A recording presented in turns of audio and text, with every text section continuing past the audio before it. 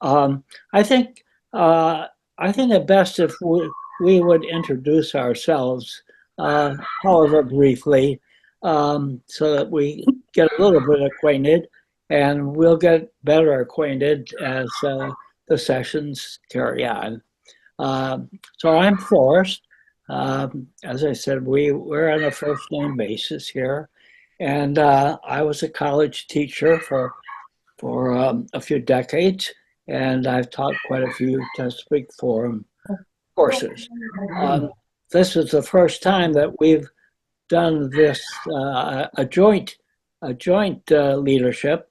So, Mike, will you say something about yourself, and then we'll carry on with the others.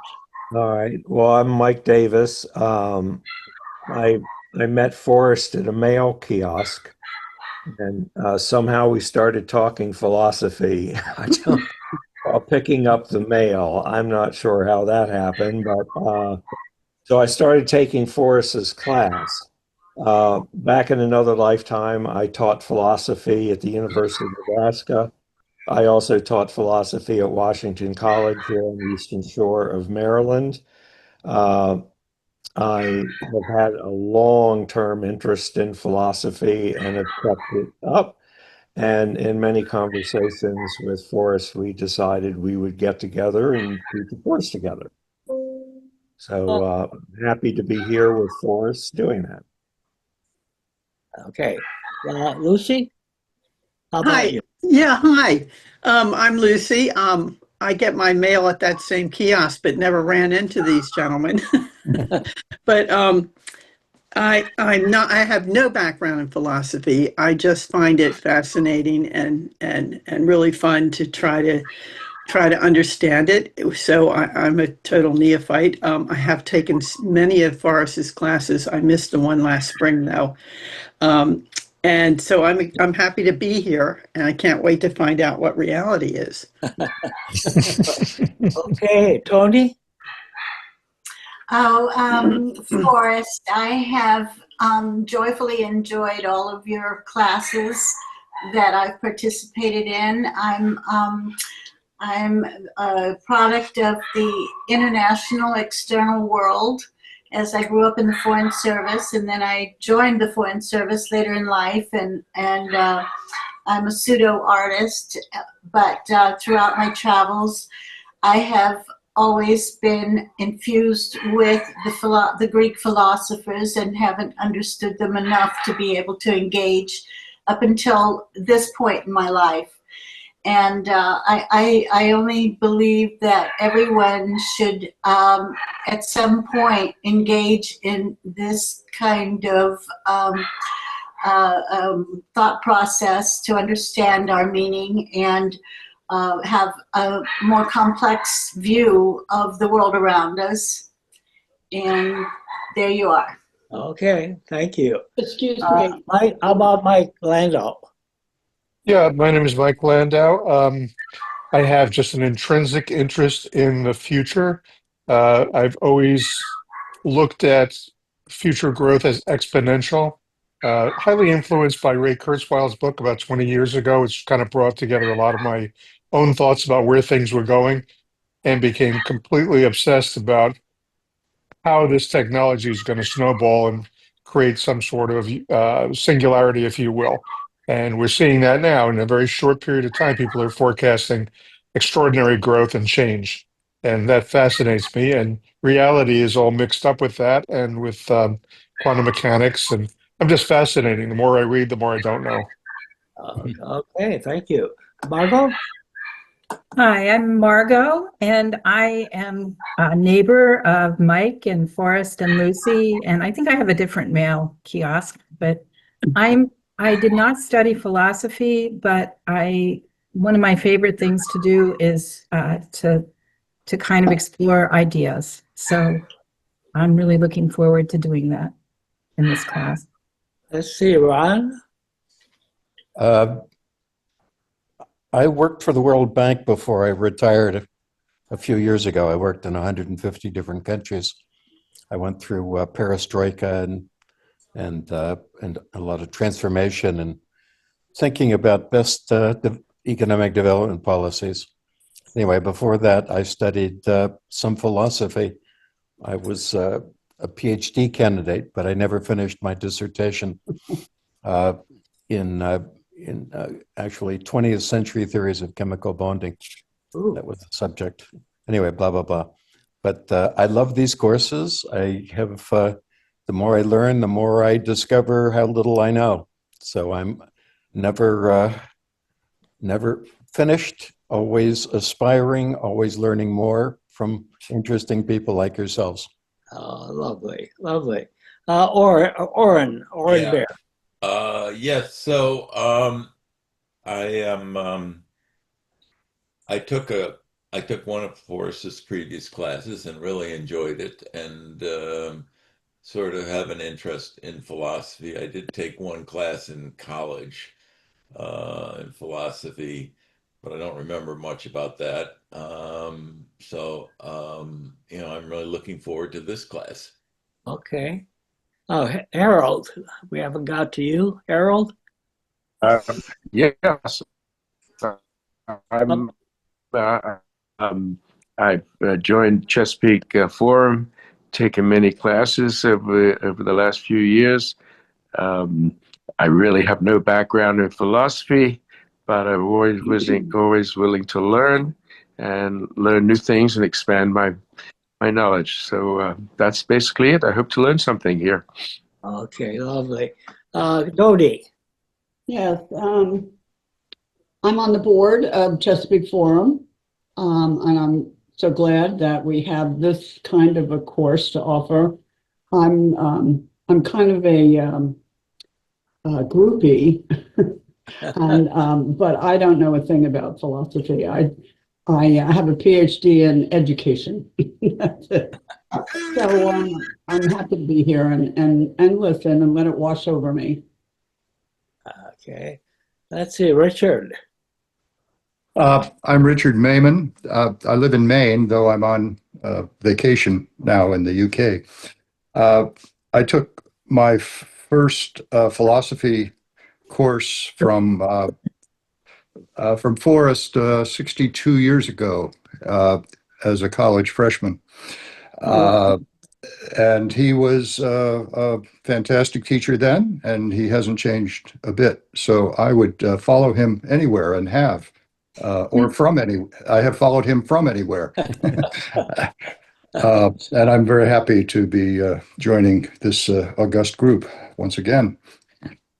Okay, I think that's all that, Bob, are you able to participate?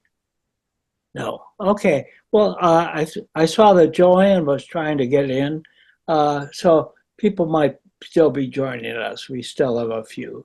So let's begin I'll turn this over to Mike, who has really done all the work for this course. I've just sort of been a student of his. Mike, how about getting us started? Sure. One issue on housekeeping, actually two issues on housekeeping. Since we really want all of you to participate in this class, it's not necessary that you talk, but we certainly want you to. Our methodology is you can raise your hand and then we'll call on you as opposed to looking at the chat questions. The other thing is I will send out the notes today for next week's class. It has a special assignment at the end of it, and as we did this time, but I tried to make the point very well in writing on the second one, and it will be in the third. You don't need to write the special assignments. In fact, the special assignments in the next class, if you write them, if you write answers, you can probably get a PhD in something. I'm not sure what. But if you can solve any of those issues, but please don't feel obligated to do so. I'm going to start off just a little bit on reality. Those of you who have taken Forrest class before, but even if you haven't, Socrates and Plato questioned reality over 3,000 years ago. And if you've heard of the parable of the cave in Plato's Republic, he has all these people being in a cave, which represent us. And instead of being able to see reality, we see shadows. And we try to guess the reality from those shadows. So this issue of what is real permeates the entire history of philosophy. And Descartes, that we're using as an example, I always like to tell the story that Descartes was killed by being forced to get up too early in the morning, which I tell my alarm clock all the time. But he apparently was a very late sleeper. And when he was hauled off by the Queen of Sweden to give math and philosophy classes, she insisted waking up about 5:30 or 6 in the morning. And the joke is, if it's a joke, it killed him. He just wasn't constitutionally able to deal with the weather and getting up that early. So his thought experiment that we have here is actually a book, and so I distilled his book into these various senses. But the idea was he would the book I think is called Meditations. And they were meditations. He just sat and thought, well, what is real? And then he went through this process about the external world. The other thing I might add, he was looking for certainty. He was not looking for, well, the best guess of reality is. He was really trying to find what it do, absolutely certainly. So started with the external world, then he went into mathematics, which was generally viewed back then. He came out of the school of rationalism, which meant that you could understand everything in the world through rational. And then he doubted his own body, and then he got to the point. Got a lot of interference here. Anyway, got to the point of saying, well, the only thing I know that's real is me. And that where he came up with the notion of cogito ergo sum, which is I think, therefore I am. Philosophy students also have a version, I think, therefore I drink. And there are a lot of versions, joke versions of that phrase, I think, therefore I am. So starting off, what do you all think of that? What did you think of his thought experiment and his conclusion that the only thing he knows that exists is himself? Anyone want, please dive in. Yes. Tony. What permeates my mind always with this conversation is that if he has established the fact or the theory, I guess it's fact. If it's science, it's theory. If it's a creation of the mind, that we are real, and he is satisfied with that conclusion that we think, therefore we are. Therefore, what he perceives in the world around him has some credibility. And so where do you go from there if he has already established that his ability to think authenticates his ability to decipher what is around him? So you feel that he has some confidence in the world. Yeah, well, his conclusion that he was an aha moment for him was that, that he thinks, therefore he is. Therefore, his ability to think gives credibility to what he is thinking about anything. So all of us, as we think, if we have confidence in the fact that we think, not that we are, but that we think, then this is a question I posed in my essay. If the mind cannot determine what is real before applying interpretation to it, then the mind holds no value in authenticating reality. Okay. Does that make Yes, So- and that raises a lot of the issues that we're going to be talking about. What if he thinks the moon is made of blue cheese? So he's going to have respect for his thoughts in being convinced that the moon is blue cheese. Otherwise, what that leads you to is that if Forrest says that the moon is green, then is Descartes going to accept his own interpretation of the moon, or is he going to feel that your interpretation is the correct one?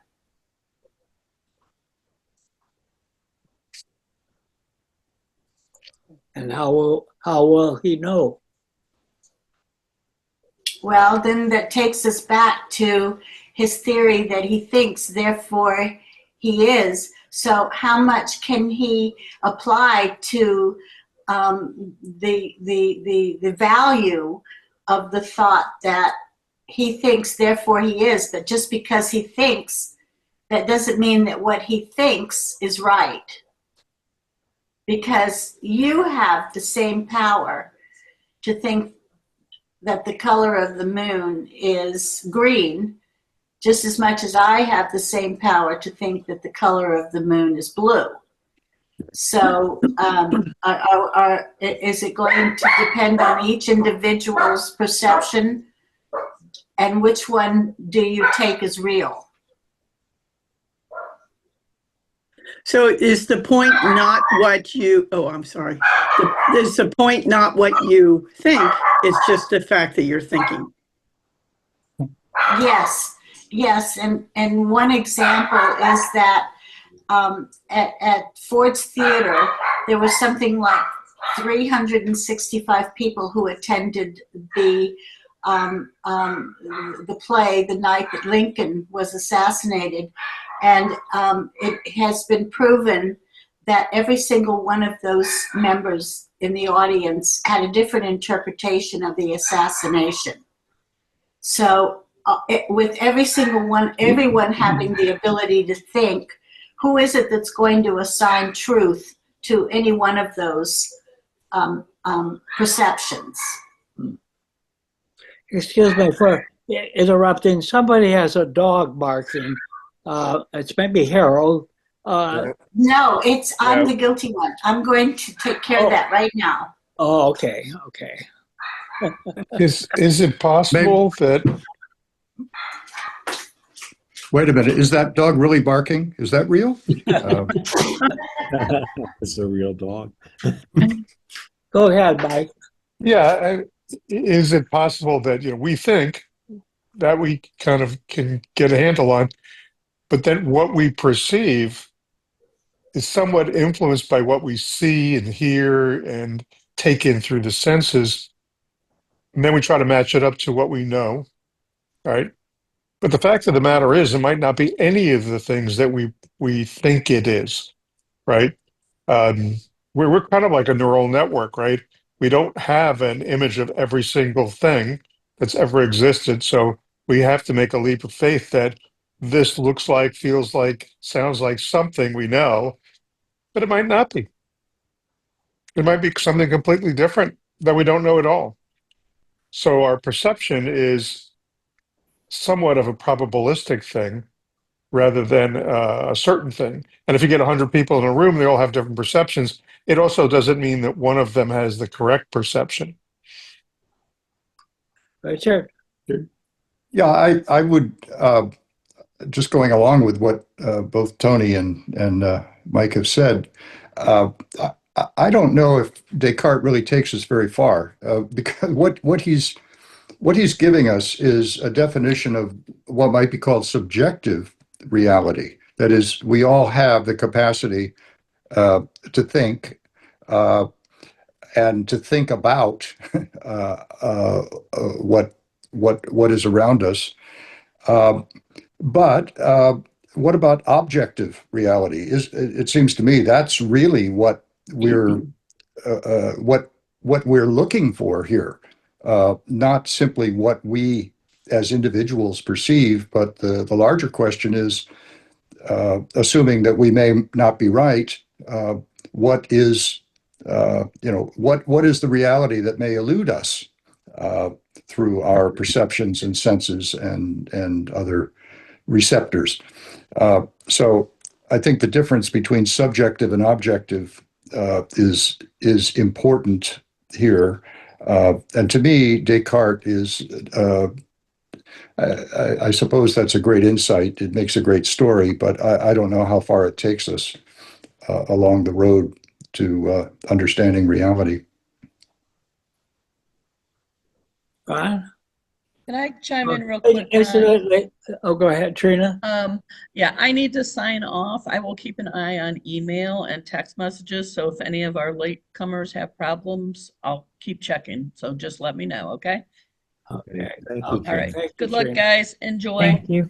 Thank you. Yeah. You don't really need to raise your hand. You could just pop in. Brian? And I do like Richard's discriminating observation about the difference between subjective and objective reality. I think that what we think materially affects how we know what's real, and how what we think is real can be shared with other people and confirmed in a social context. I think that the kind of thinking that logically extends from first impressions to implications about those impressions that can be extrapolated to verifiable outcomes, to consequences, to experiments, and can be tested, can become the basis for assertions of objective reality or of workable institutions, or for any number of other things. Certainly, the basis of science itself is this: objective realities need to be confirmed and validated and adopted as part of the scientific corpus by virtue of their testability. This is Karl Popper's notion of what it is to do scientific work, and I think it applies here, at least in an embryonic form, to Descartes. And this distinction between subjective and objective reality, I think, is quite meaningful. Margot? So I'm not a quantum physicist, but I have read that the observer, like when they've done particle and wave experiments, that whoever's observing, what the expectations of the observer are, that's what they find happens. So I think that kind of clouds everything too. You know, if you're expecting the energy to look like a wave or to be a wave, then it's a wave. If you're expecting it to look like a particle, it's a particle. So maybe our subjective realities affect objective reality. Great point. In fact, one of the apparently one of the outcomes that emerges from quantum field theory is that the causal order of events can be reversed. That is, the past can be affected by what happens now or in the future. Yes. So, I mean, modern science turns a lot of, I guess, what we learned classically on its head. And it also endorses, in a fundamental way, the use of probability mathematics to determine outcomes and to predict events and consequences. I mean, it is essentially non-deterministic, which also runs in the face of our everyday expectation about cause and effect being straightforward, clarifying, and unchallengeable. Mike Davis, can you help us along here? Well, yeah, we weren't going to talk about quantum mechanics, but anyway, the question of what is real as a philosophical question was very lively. Descartes was one of many, many philosophers that addressed it. But then it re-emerged in science in the early 1900s with what's called the Standard Model of the atom, where these ideas of perception changing reality first emerged. So you still will find, actually, there was a headline in Apple News. A physicist was saying that all reality is a projection of a hologram, whatever that means. And I'm sure the physicist was being serious, but to me that just boggles the mind. Well, what is reality if you're going to say it's nothing but a hologram inside a black hole, I believe, to add. There are some serious, bloggers and experts, not just anybody, that are guessing that humans are highly likely to be living in a simulation, which I think is fascinating. And it's not like, oh, it's a 10% chance. A lot of them are saying, oh, it's an 80, 90% chance that we're living in a simulation. What does that mean? I was always curious about assumptions that Descartes made when he's writing. Now here he is writing something that he hopes other people, mostly philosophers, but anyone, he hopes other people are going to be reading this. So isn't he assuming that there are other people who already have the ability to think, and it's not just him?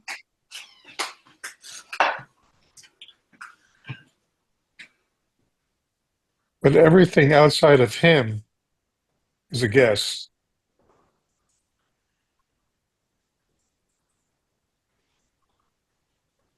Well, if I'm not mistaken, I'm sorry, please.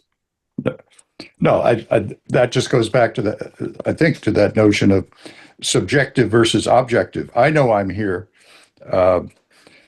but do you know I'm here? And do I know you're there?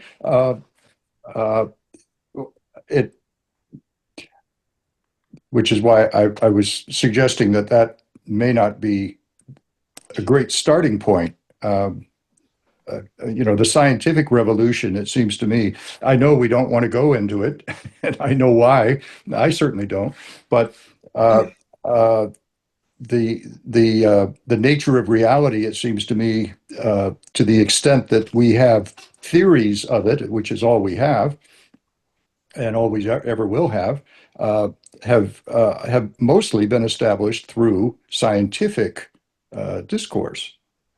Agreement, disagreement, and resolution through testing and the rest, the whole scientific method has led to at least some corpus of agreed upon knowledge of the world. Which I agree has recently perhaps been once again called into question, as it always will be. Margot? So I think, if I prove my own existence by the fact that I'm thinking and perceiving, if there isn't a you, there's no meaning to that. There has to be another. Otherwise, it's almost like even if I think this, I might not exist without another witness.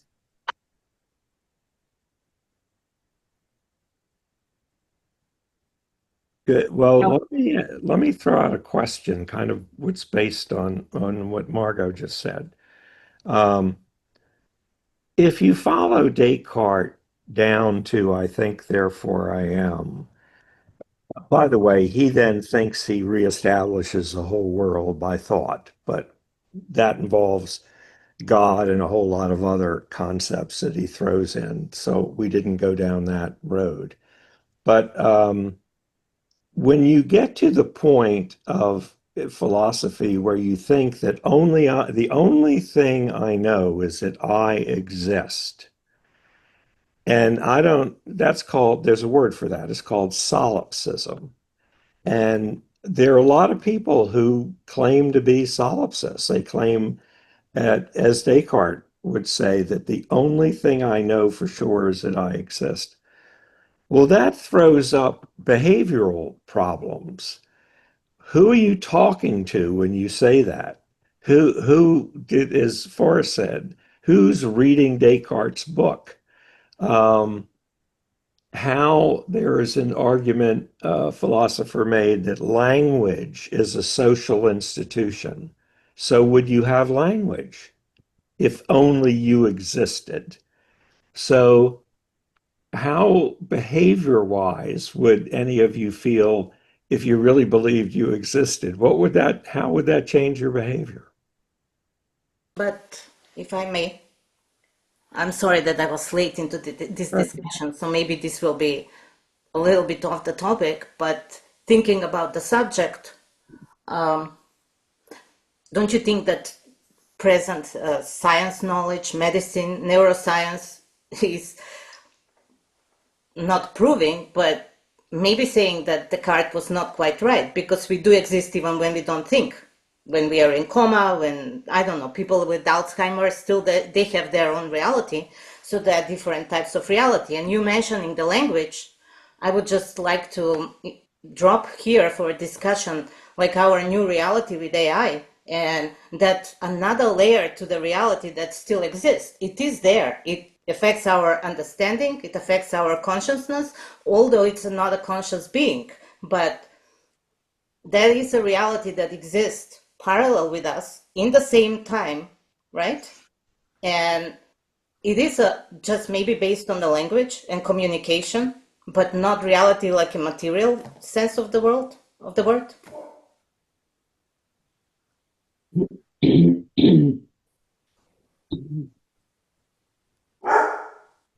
Well, those are good points. I'm struggling with trying to think of a question that I would get everyone engaged with. I mean, if you were the only one that existed, why do you stop when a car is coming your way? Will you say that again, Mike? Specific behavioral questions. If you think you're the only thing that exists, and your perceptions, you have power over your perceptions, which is also what most people think when they think they're the only person that exists. Why do you hesitate about stepping in front of a speeding car? What about reality interferes with this notion that you are the only thing that exists? That I think, therefore I am is it. Well, Oren, I don't. Yeah, I mean, isn't there I mean, can you speak up a little more? yeah, you can think that you're the only one that exists because you have a consciousness, but that doesn't mean that there's sort of a lesser level of existence that you're not certain of, but you think may be true. Okay, so the car speeding at you may be true and may not be true, but you're not going to take the chance of thinking that it's not there. Okay. And the same with Descartes. I mean, you said, who did he think was going to read his book? He sort of thought that there probably were other people out there who would read his book. He didn't know that for certain. but there's a difference between certainty and probability. Yeah. I'd like to support that point that Oren is making.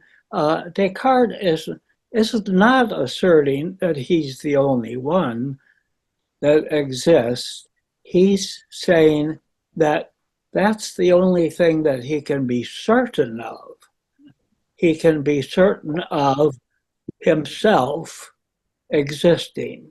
He's looking for something that he can be absolutely sure of, and that's that he exists.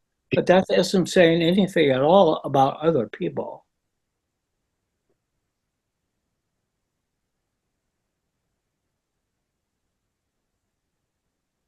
Or trains or automobiles.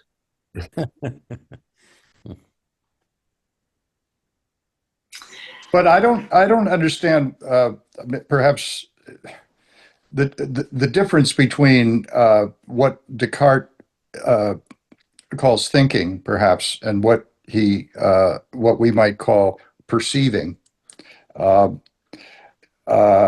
If being able to think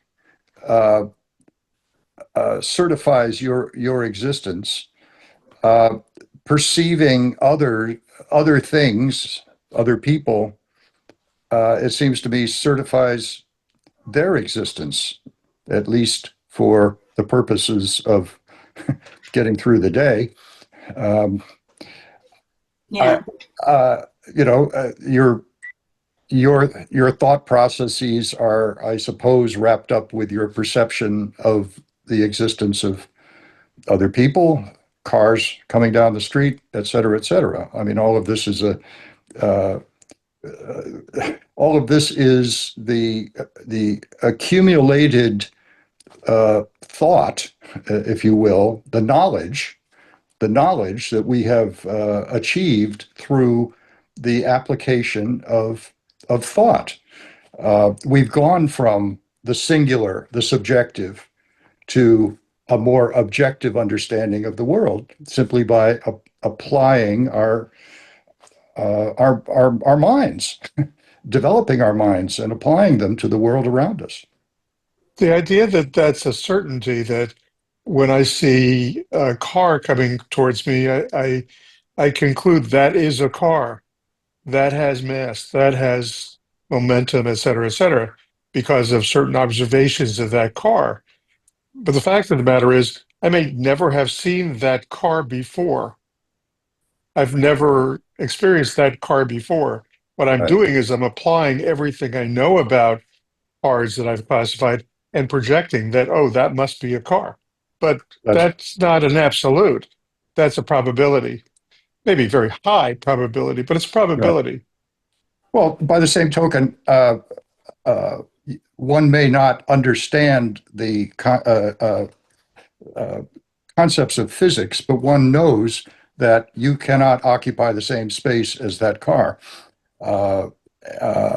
without dire consequences to you. Well, that's giving our classic concepts of physics. What about other things like quantum physics? Are there conditions in which that's possible? Well, what makes I think, therefore I am, what makes that certain?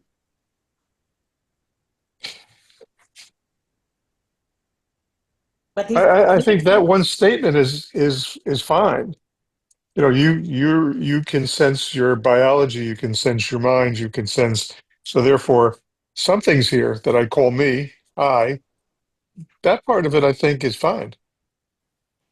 You know, with this discussion about, therefore, how everything else interacts with the self is probability. It's guess. It's assumptions. It's not just fine. It's absolutely certain. Why? But how it is certain if you, let's say you're in coma and you don't think at that point, right? And then you wake up. So if you don't think, you don't exist, you do exist. Then you wake up. Is that a new reality? Is it like then you start existing? So for me, that's questionable. Right. And we existed as fetuses before we thought. We didn't know we existed because we didn't think. And is the thought material, or is it, I don't know, something else? You know, coma is one thing, but I've been through a lot of procedures and surgeries over the last several years. Exactly. I'm always amazed that, you count back from 100, and by the time you get to 99, you're out. And then like 6 hours later, somebody nudges you and says, wake up. And it's like, well, how much time went by? Where were a minute? you? 2 minutes? Where did I go? I mean, Yeah. And did you exist during that time? You didn't think. Did you exist? Yes. Yeah. So, it seems to me that Descartes' shorthand version of demonstrating that at least his personality, his consciousness exists, is too slight, too superficial to attribute this as a proof of reality. When I think about reality, I think of an integration of a lot of elements.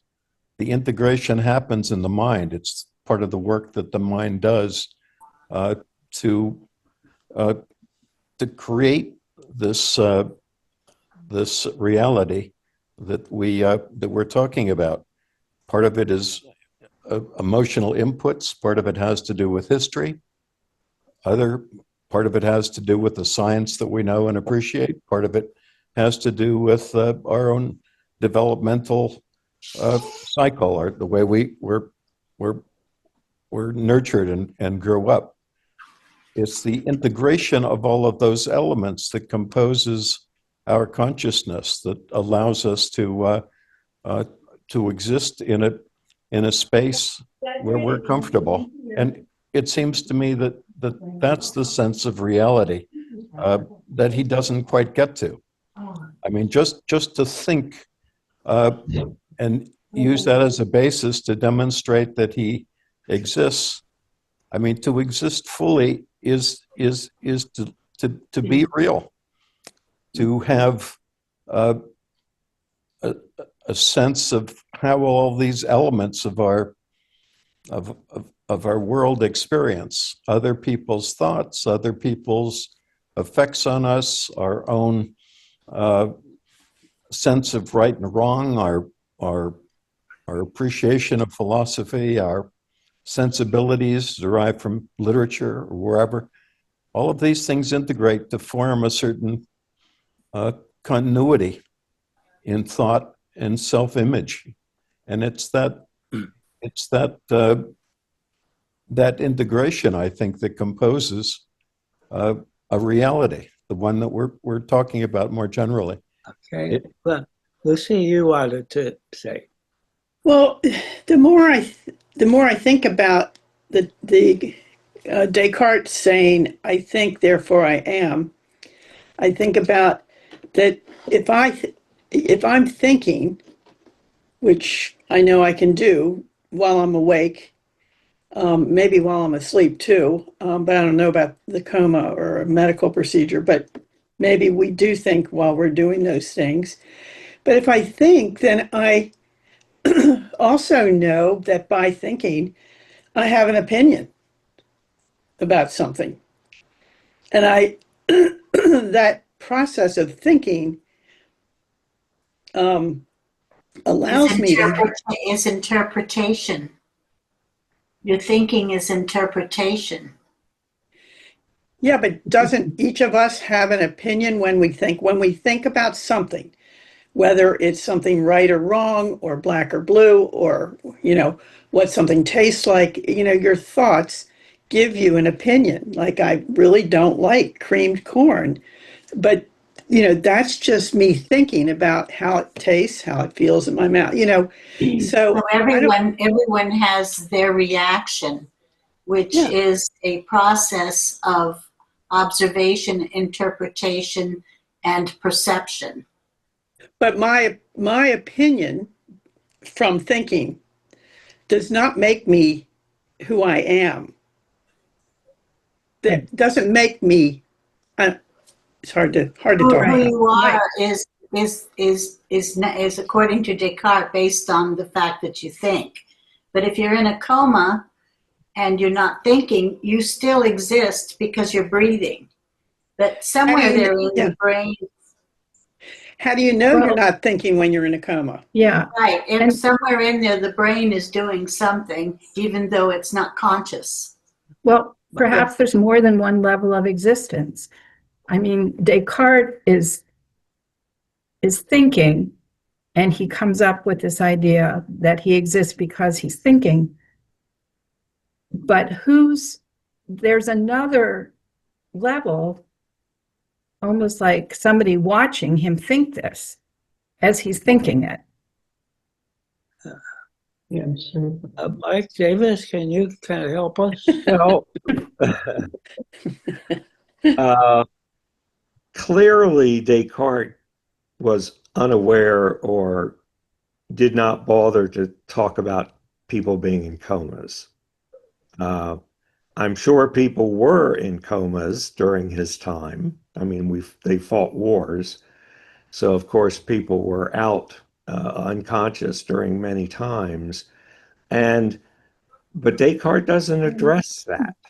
I think that's Eleanor's point, which I think has started this discussion about what reality is. And we're going to talk about thinking, we're going to talk about consciousness and unconsciousness in a later class. And we have 3 classes here. So the last class, we're going to talk about what does it mean to be you? Which it's an extension of this basic question that Descartes came up with of, I think, therefore I am. There are other issues associated with, we all were babies at one time, and we don't have any memory of that. Most of us don't. I mean, you say, well, the first thing I remember when I was 3 years old, or something of that nature. But you existed before you were 3 years old, even though you never could say, I think, therefore I am. So this issue of personal identification, to me, is a complicating factor that Descartes just didn't deal with.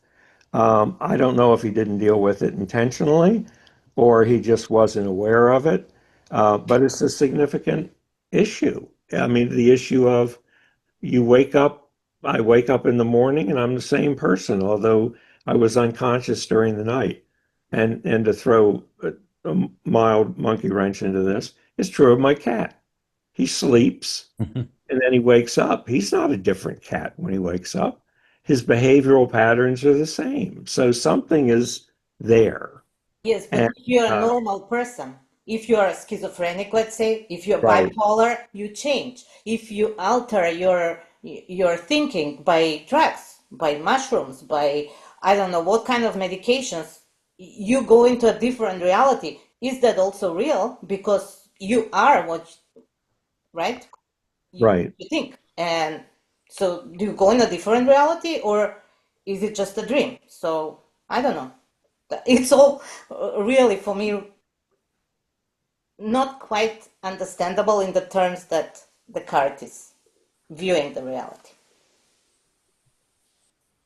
Yeah, Descartes is coming on. We all have experienced illusions. I mean, especially sight delusions. I'm sure you've seen little puzzles in books that, well, is this 2 people facing each other or is it a vase? We have a lot of illusions based on the fallibility of our sense data. And I think Descartes uses some of that in trying to dissuade us about the reality of the external world, that it's uncertain. That's what, and Forrest mentioned it. Descartes is looking for certainty. He's a rationalist. You don't have doubt about your own existence, except obviously you all have come up with examples of good reasons to doubt your own existence, especially when you're in a coma. Or if you have near-death experience, which University of Virginia is documented this, right? Some people had like really weird visions, let's say. I don't want to use other word, but people had described You what don't they have see. doubts because that's an impossibility. To What- say, I don't exist doesn't But make people any know. sense. Because you are thinking, and how could you be thinking if you don't exist? That's where the certainty comes in. Mhm. I cannot say or think I don't exist because that doesn't make any sense. Who is saying or thinking that?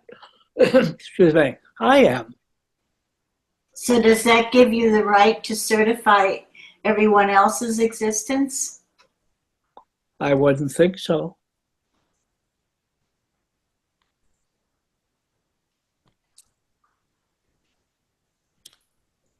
In the documents that Mike provided for us, he had. I love your imagination, by the way, and your irony and your sense of humor, Mike. Thank you. Yeah, you're very amusing. You conned me into writing a little essay about something that was complete. Anyway, that's neither here nor there. But one of the things that one of your comments brought to mind was the use of the term realism in literature. In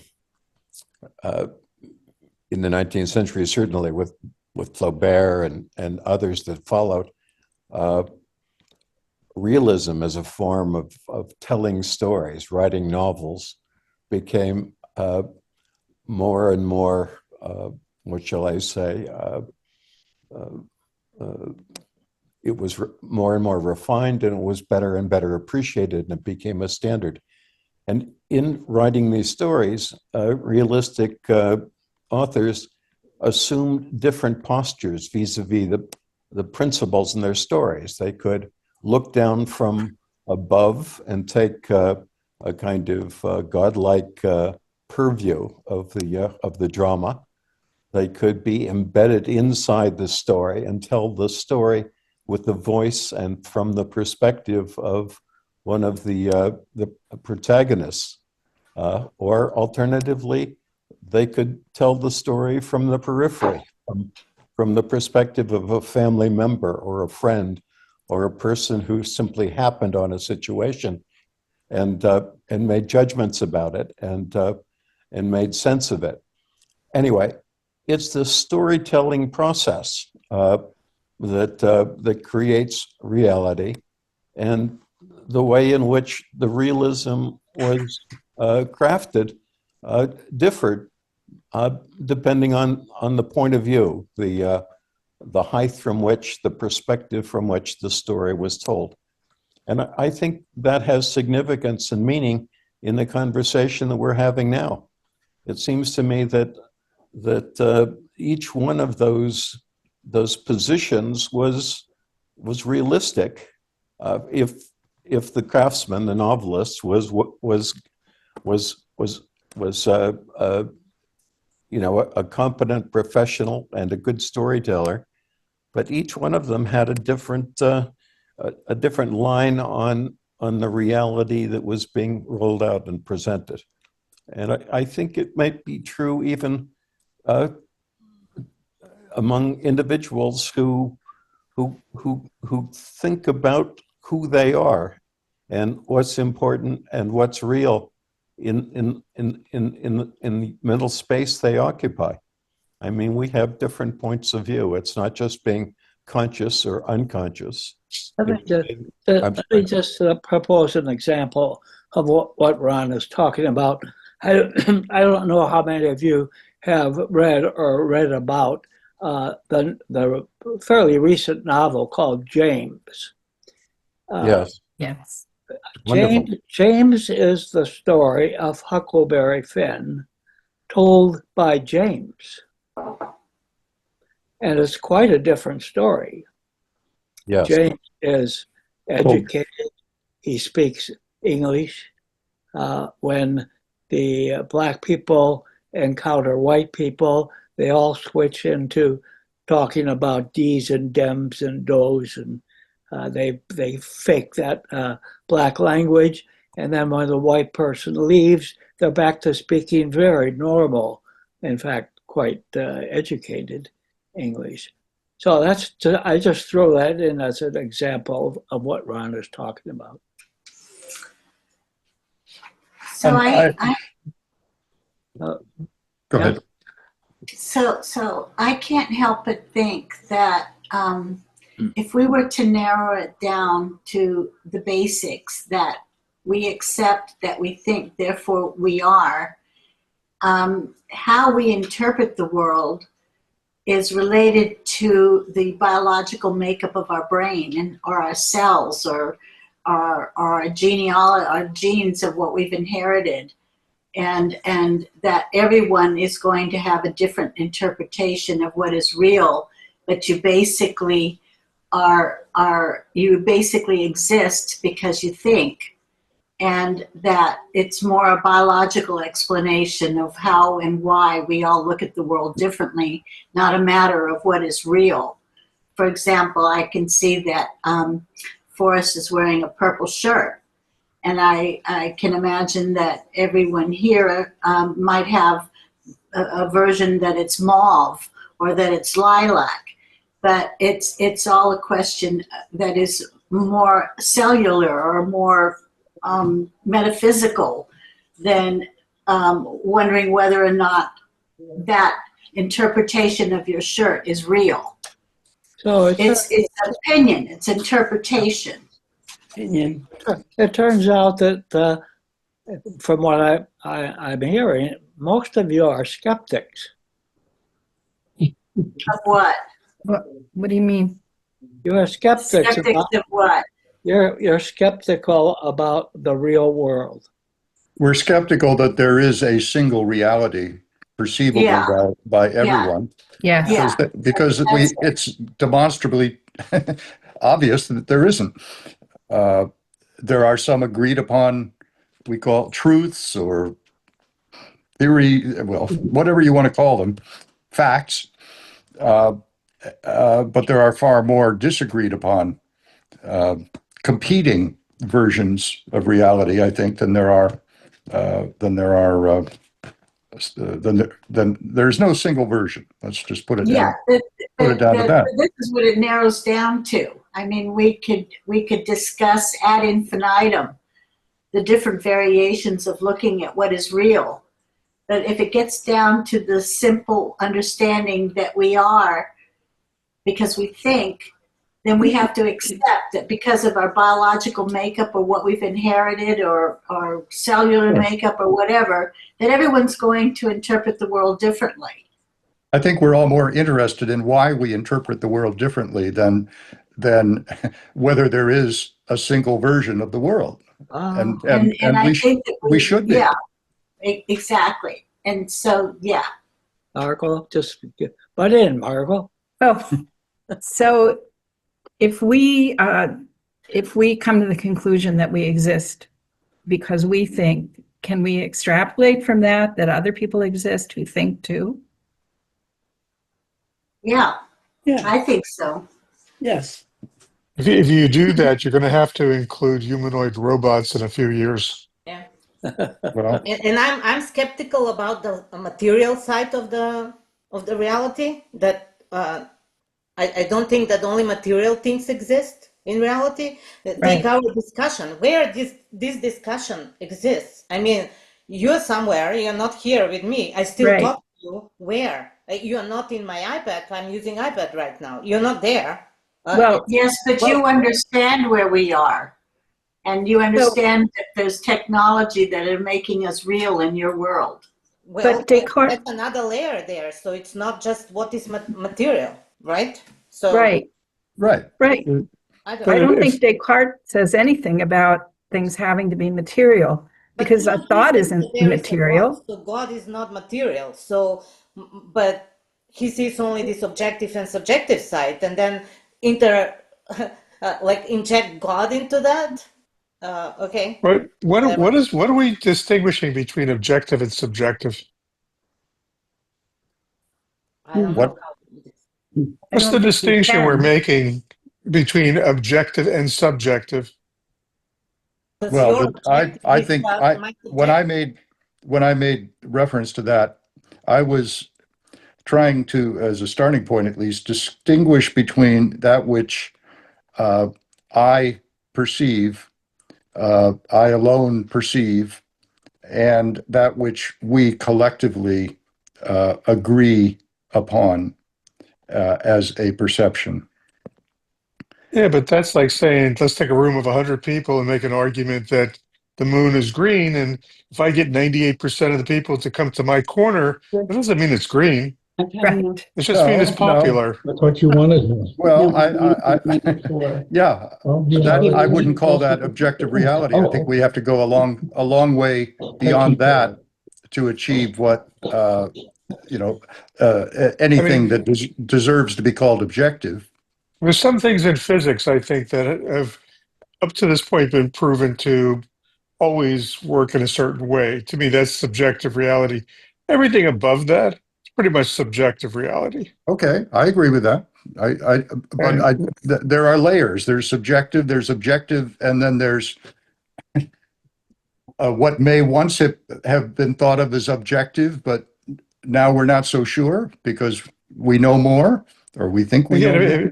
If you think of the brain as being this very powerful neural network, it's taken in all of these experiences, observations, senses, and stored them, and has organized them in such a way that when it sees and observes something it never has seen or observed before, it makes a leap and it says it's this. It's a book. Actually, when I open it up, it may not be a book. It may be a container for cigarettes. But it looks like everything else we've ever seen. It looks like a book. And I make this choice that it's a book because I have millions of experiences of seeing something that looks just like that and was a book. But all of that is subjective in a sense, some with high probability of truthfulness and others with not. Well, I would say that if we agree, if a sufficient number of people agree on the high probability of something, that is objective for the moment.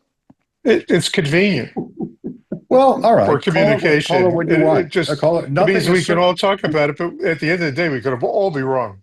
Right. Well, okay, and there is. I'm not saying there is anything that is certain.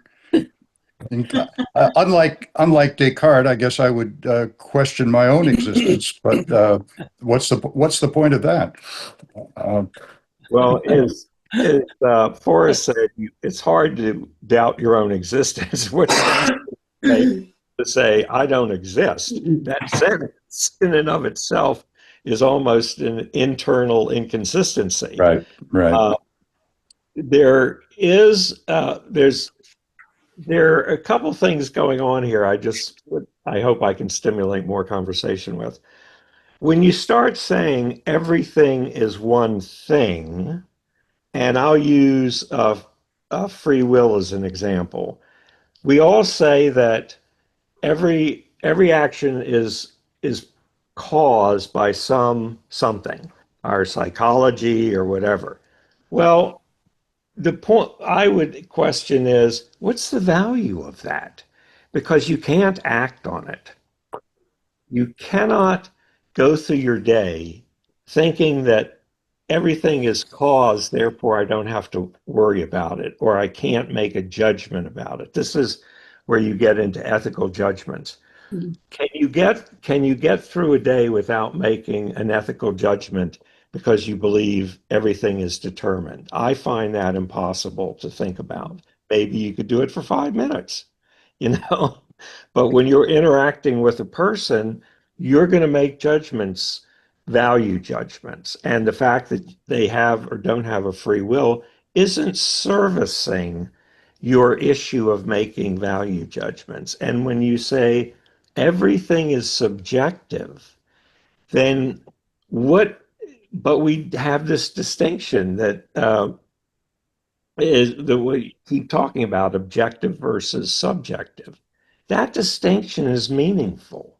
We lose it if we say everything is subjective, because then we would get into the issue of, well, why not walk in front of a car? Or because, after all, I believe the car is nothing more than a random series of atoms that could phase into such a way that I could walk in between them. And if my mother were there, she'd grab my neck and pull me off the curb and say, there's objectivity, kid, and then we get into, I think, some of the things that Ron talked about. We know there's a distinction between fiction and science fiction. Why do we know that? Well, science fiction brings up a reality that we don't accept as real. I mean, but even within science fiction, there are rules. You have world building. You have to have sense. Harry Potter had magic that worked, but it didn't always work. So in Harry Potter's world, you start understanding that things work and things don't work. And so the objectivity is a process where we use our brains to make sense of the world, to create a story that makes sense of the world. I don't know how you get away from that. I don't know. Is that Well, helpful? But I don't think subjective and objective are fixed. I think it's a dynamic and they flow in and out of each other all the I time. agree. I agree. I mean, Descartes' time, most people believed in angels. So the belief systems change, but I don't think you can give up entirely this objective versus subjective, even though what is in each bucket may change over time. You have to think that way, or you walk in front of cars. So in other words, you're making an objective decision. Yeah, I think when you don't walk out in the street, you're making an objective decision. Yeah, if you take Mike's whatever, you put 100 people in a room, and they all say, well, the moon is green. You coming into that room have a series of processes you think are necessary for them to go through to make that decision. And I would call those processes objective. And you would say, all 100 of you are wrong. I mean, think of miracles where people say, well, a Greek, an army of 300 Athenians defeated tens of thousands of, who were the Peloponnesians? Help me here, Forrest. The Persians. 300 Athenians Yeah. won a major battle, and then somebody ran back, and that was the invention of the marathon. Against the Persians. The Persians, thank you. But we read that and we go, that's BS.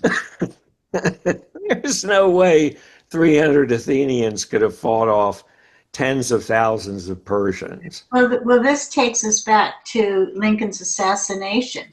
Every single member of the audience reported a different version of what they saw. And that version, was it subjective or was it objective? That version of what they saw in that audience was subjective. It wasn't the same objective decision that you make when you're not going out in front of a car in the street. Right, but Tony, Nevertheless, there was an objective reality. Certain things happened, regardless of. But the reality of what they saw was objective. Yes, and I would say individually, their perceptions are subjective, because we all know that even police know that witnesses have entirely different stories. But to go back to objective and what Richard said, there is, after we acknowledge 300 people having a subjective opinion, we still have a process there was an objective truth. Lincoln was killed. There was a Derringer. There was So the mind was thinking, right? But yet right. every So individual even though mind right, but so that's kind of what historians are trying to do. You take the subjective view of each person, and then from that you work a certain series of rules that you feel bring you to a reality. But Right. then And I think one of the way, I'm laws sorry, are one of laws the, objective or subjective then? So that's what Is- Margot was saying what- about the intertwining of the two. Is the Lincoln example one where we therefore conclude when you're shot in the head with a bullet, you die? Well, it's No. what, No, some that people brings don't. us to a whole nother Right, is that the thought. subjective conclusion? Is that the subjective reality? Well, we know the end result. That's I mean, that's a objective given. We know the end reality. result. That's, well, the objective The reality objective is reality that a man died. interpreted A by the man was shot subjective and a man A man died. physically Right, died. And again, man if you put phys- those 100 people in a room and you said, if you shoot a man in the head from X inches away, are they going to die? 98, 99% of them are going to say yes, because that's their subjective reality. That's their belief of the conclusion of that event. And maybe they're right, maybe they're wrong in terms of the likelihood of it happening. We know that at the end of the day, if that guy was shot in the head and he did die, that he died.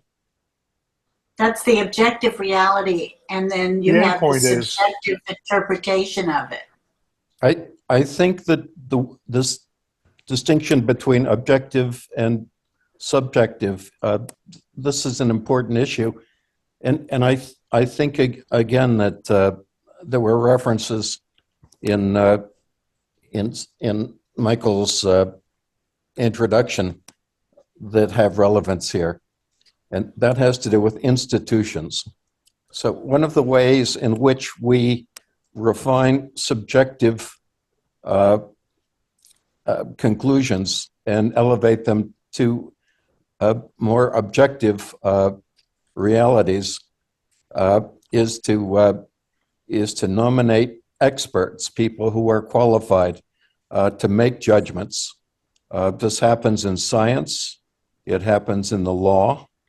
It happens most every place. It happens when juries make judgments about an individual's guilt or innocence.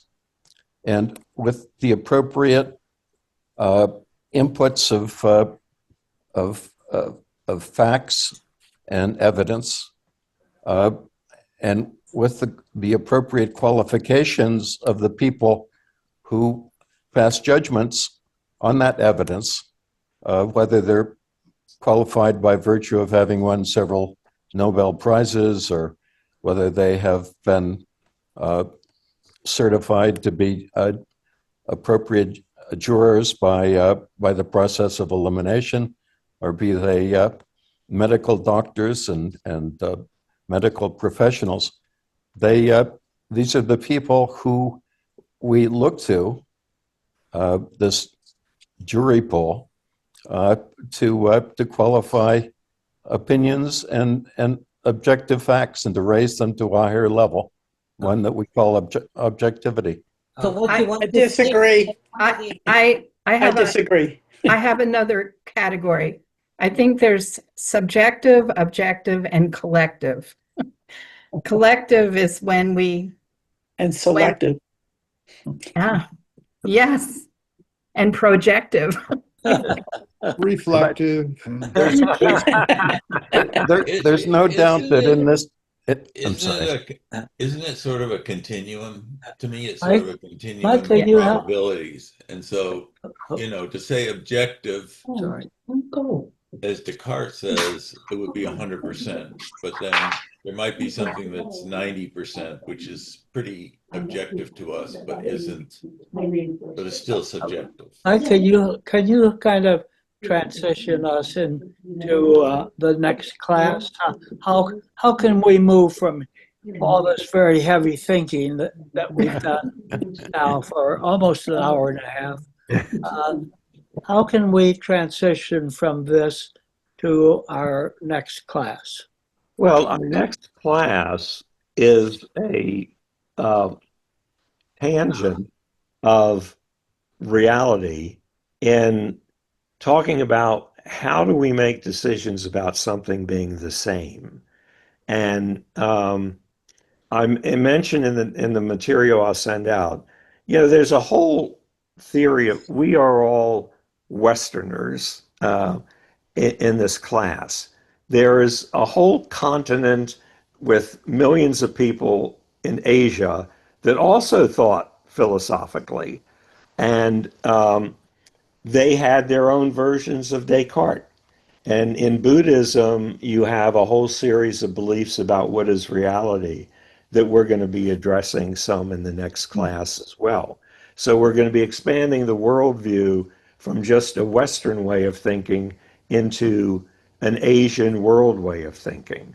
And I think when we're trying to talk about objectivity, though we can't just ignore the whole process of Buddhism and their thought processes. So that's kind of a way of leading into it. But again, I'll go back there. We talked about collectivity, objectivity, very creative activities, folks. Quite frankly, that I hadn't thought of. I'm still stuck with Let me just speak objectivity to and Eleanor and Miss Kirby. Your name comes up as Anne, but you can change it. If you go up into your right-hand corner and look at the buttons there, you can change it to Hewlett. Okay? And so both of you, if you want to hear our very short introductions, this class has been recorded, and so you could go back and get that. And then I will ask you to introduce yourselves at the beginning of the next class. Okay? Forrest, if I may apologize, I'm very sorry. For some reason, I thought it started at 10:30 despite all of the many reminders, and I apologize. I think what I'm going to do, because it turns out now I can't come next week either, and it sounds fascinating. I think I'm going to just drop off, and then, because won't you do this again? It's a fascinating topic, like next spring or something. Well, I can't speak for Mike. My own personal plan is that I never repeat a course. Oh, and that's mostly because what serves me in leading these discussions is that I'm always learning something new. And if I go back and repeat a course, I'm not liable to be learning the way that I would have the first time. So I don't repeat a course, but I can't speak for Mike. well, but if I missed next week, despite all of this fascinating conversation by clearly very interesting and bright people, can I look at it Yeah, okay.